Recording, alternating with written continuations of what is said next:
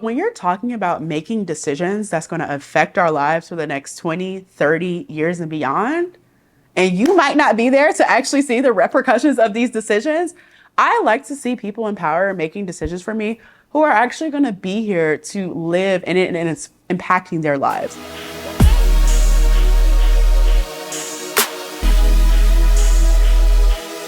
Whip it, whip it, work, work, work, work. What's up, everyone? This is Jalen Black, and thanks for tuning in to the Black Brief. Episode 2 is going to be called Boomers Step Aside, Women Step Up. Thanks for tuning into the Black Brief today, and there is so much going on in the world, and I feel like I might start every episode like this. What is a precedented day in America at this point? I feel like my life has not been like precedented since I was in college. So things have been crazy. So when thinking about this episode, I was trying to think about, okay, what is the most timely thing going on right now? And what do I think is some of the more unprecedented things that people should know? This is different. So for politics, we are going to talk about the Kamala Harris rollout because it was very unprecedented. So I can't even think of the exact date, but in July, mid-July, it was a Sunday I would never forget because I was stranded in Chicago because there was global IT outage. And all of a sudden, I land off of a plane and everyone's like, oh my God. Like, I kid you not. I don't like to have like my Wi-Fi on a plane because I really like to unplug, on Delta, watch my little movie, eat my little snack, and unplug. When I landed, people were like, oh my God, no, this really happened. Jalen, you have to say something. Oh my God, oh my God. And I was like, what? And as many of us had been predicting, Joe Biden stepped aside and endorsed Kamala Harris to be the next president of the United States. I talked about in episode 1 how the timing of this is very unprecedented because, again, this has happened before in American history, but it has not happened nearly 100 days before the election. And I want to be clear on this podcast. For all of my people that don't follow podcasts, that aren't tuned into those things, you should follow the Black Brief because I'm really going to break it down why this stuff matters in a very Jalen Black way.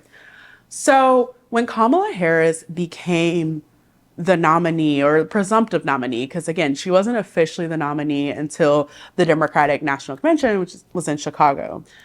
She was just endorsed by Joe Biden. I was like, oh my God, there was a lot of factors that could be on the table here. Is number one, they could decide other people could challenge Kamala Harris and they could do a primary and may the best person win. But in my head, I was like, well, it's pretty dangerous to skip over your vice president and not just a vice president, but your first woman as a vice president and a Black woman, a South Asian woman. Like, outside of her demographics, she's just extremely qualified to be the president of the United States. So I thought that would be very dangerous if they were to choose someone else. And you all, within 48 hours of her rollout, she received all of the endorsements for everybody who matters in American politics, from the Obamas, the Clintons, the Chuck Schumers, which is the Senate Majority Leader, Nancy Pelosi, who's one of your bigger names in politics. Everyone came out with their statement saying, I have full support in Kamala Harris because she's ready for this moment. And so for all my women listening today, we should all be inspired because half the time we'll think about things and talk ourselves out of things like, oh, I'm not ready, or I'm going to wait until about 5 years from now. I'm going to be more ready and then I'm going to do this thing. You just have to start because you're probably already more ready than men, but men just have the confidence to say that they're ready. That's the difference of men and women typically. So what Joe Biden did is honestly going to go down in history as one of the more remarkable things anybody did. He did not want to step aside. Let's be clear.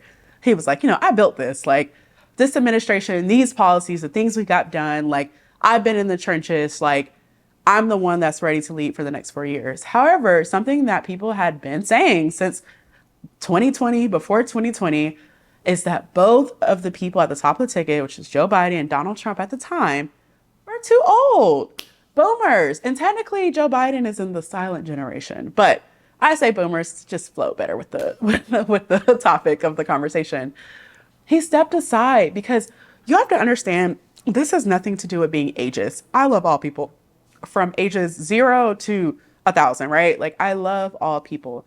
But when you're talking about making decisions that's going to affect our lives for the next 20, 30 years and beyond, and you might not be there to actually see the repercussions of these decisions, I like to see people in power making decisions for me who are actually going to be here to live in it and it's impacting their lives.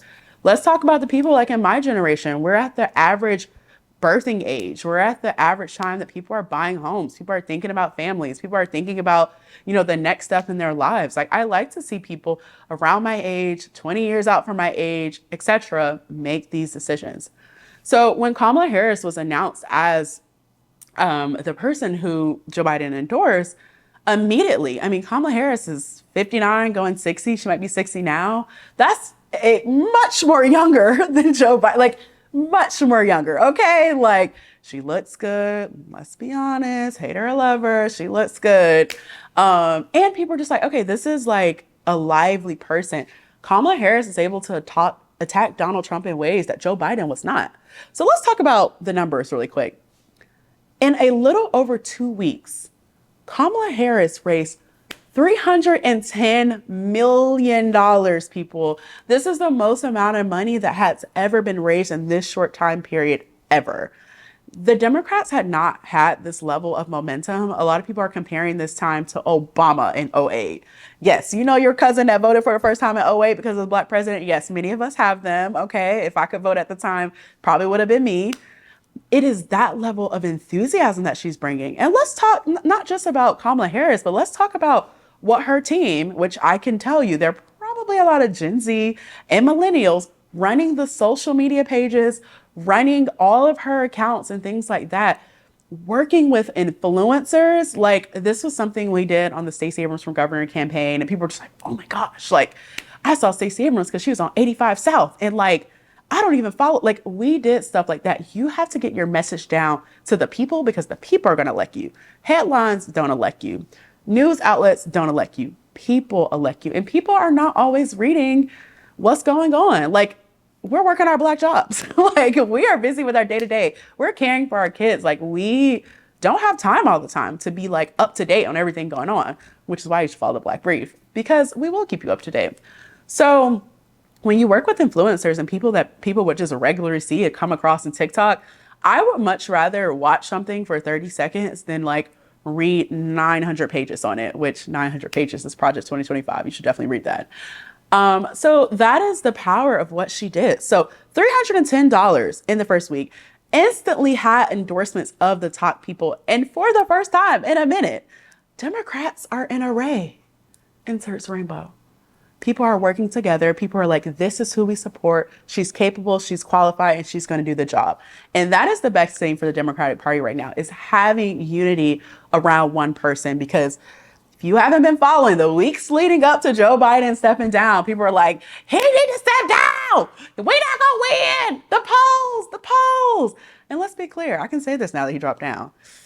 It was looking very bad. Like, I'm like, we're really about to let Donald Trump win? And that's going to be it? My community cannot afford 4 years of Donald Trump. Like, Project 2025 is not some hypothetical. It is 140 staff members that used to work for Donald Trump, with Donald Trump, his advisors, that have come up with this plan. Not just staff members, these are lawyers. These are very top people that come up with plans to basically dismantle our government and oppress everybody unless you're white, rich, wealthy, likely a man. It affects everybody else. So I need people to pay close attention to that. And I think in a lot of ways, people wanted a way that they can combat Donald Trump. Like, I don't want to vote for the lesser of two evils. I hear that all the time. I was like, now you have somebody much younger she's a prosecutor. She is tagging Donald Trump. She says, I know his type. He's a convicted felon. I literally locked him up. Like, Donald Trump is a convicted felon. 34 counts is insane. So Kamala Harris has built this momentum up in ways that I have never seen before. People who have worked in politics for 50 plus years have never seen anything like this. So that is very encouraging for the Democratic Party. And frankly, it's just really nice as a Black woman to see a Black woman doing her thing. So that is the briefing on the politics end is like, wow. Huge shout out to her team for not only going from like Joe Biden to Kamala Harris so seamlessly and changing their message and adjusting things, seeing what's not working. There was many things not working. As someone that used to work in Congress, they did pass amazing legislation like the bipartisan infrastructure bill and things like that. But the average American voter is not listening and like really caring much about infrastructure, that they're not going to see the changes of that until at least 5 years from now. What people are seeing is the groceries being high, gas being high, it being hard to form a home, it being hard to afford a home, it being hard to pay your rent. That is what people understand. And that is what, if successful, Kamala Harris will continue talking about issues that most affect voters. And she has an uphill battle. We'll talk more about a lot of these uphill battles she has coming on. I think one of the number one things she has to do is decide how she's going to position herself around the war or genocide going on in Gaza. She is going to have to answer these questions because in a lot of ways, people are like, okay, she might be better than Joe Biden in some ways, but she was still the vice president part of this administration that is arming Israel to drop bombs on people. That's a big thing, and I think I'm going to do an entirely separate episode about, how I feel about the issue, informing on kind of where we are and what has happened in the past 10 months of this war. But that's a key thing. So expect a lot of people to be protesting her, counter protesters and things like that. And it'll be very interesting to see how she responds. If I were her, I would make sure I respond in a way that is acknowledging the issue. Like, people's entire families have been obliterated off of this planet. I saw a reporting one time that said they can't even track all the people under the rubble because they have no one left in certain families to account for them. Imagine everybody, your great grandma, your great grandpa, your grandma, your cousin, your brother, everyone gone. So I can't sit here and just say, hey, yeah, vote for her because she's not Donald Trump. She has to respond on what she's going to do in that issue. And that's what I'll be looking out for. Pivoting a bit, something that I find that is missed a lot in problems of the day, and even how these problems of the day are going to impact elections, is the economy, inflation. Things are expensive. Like, for the longest, I think a lot of people were like, yes, our economy by numbers might be better than a lot of economies, but I don't care about all of that. I'm going in the grocery store and grapes are $9. Y'all, I'd be hurt. $9? Like, me and my brothers, we joke, we're like, you give me $5, what can I come out from the grocery store with? A pack of gum? Like, things, this is a crucial issue. People are struggling. Lower class, middle class, every class is struggling. Even if it looks differently depending on your tax bracket and your level of socioeconomics. Like, for some people, they might just be, one less vacation this year because we got to cut back. Some people is like, all right, well, you got breakfast or dinner, which one you want? Like, understanding the different levels of how this is impacting people. So when people come to these communities and talk to voters about why they should vote and why they should do all these things, understand the level of what happens when economically it is so hard right now. This is a funny thing about some politicians, and particularly in Georgia, is that they want to say, oh, well, we want to stop crime and lower crime and things like that. And they're not addressing the roots of crime, which is, hey, maybe if you invested in public education, maybe if you invested in community centers, gave people opportunity to actually go out and be all they want to be in this world, people wouldn't have to resort to crime. A lot of time, crime takes place out of necessity and desperation. And I'm not here to say that any level of crime is tolerable, but what I'm here to say is that crime happens as a result of other things. You have to attack and you have to work on those other things if you want crime to go down. You see how all these things relate back to the economy? And guess how economies are determined? Usually who's in power. But I need people to understand how the economy actually works. I love the economy so much that I almost thought about majoring in economics in college.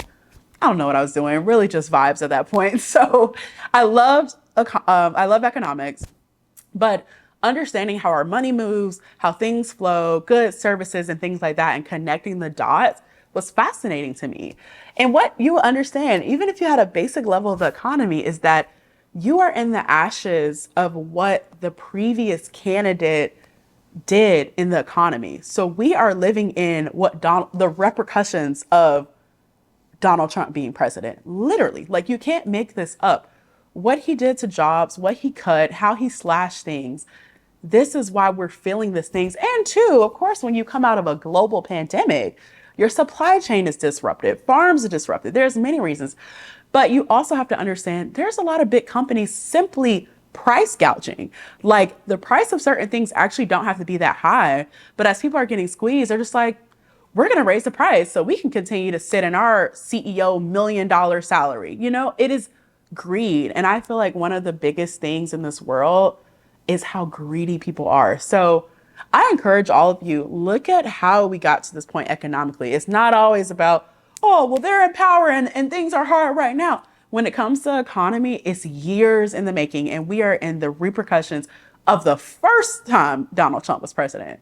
So I don't want to see a second. I don't know about y'all. So that's a problem. And I think the economy and inflation will be a big thing. And it's certainly one of the biggest problems of the day. It is a problem every day.